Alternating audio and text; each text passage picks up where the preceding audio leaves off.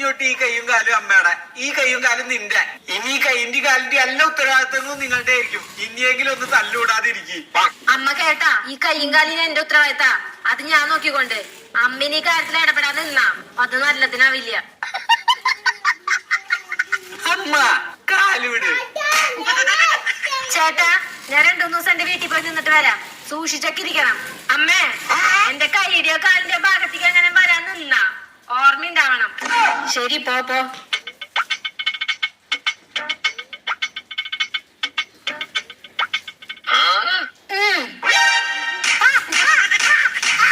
ചേട്ടാ, ഞാൻ വന്നു. അയ്യോ, ഇതെന്താ പറ്റിയ? എടി, നിന്നോടുള്ള ദേഷ്യം കാരണം അമ്മ എന്റെ കൈയും കാലും തല്ലി ഒടിച്ചടി. ഈ തള്ളനെ ഞാനൊരു പാഠം പഠിപ്പിക്കും.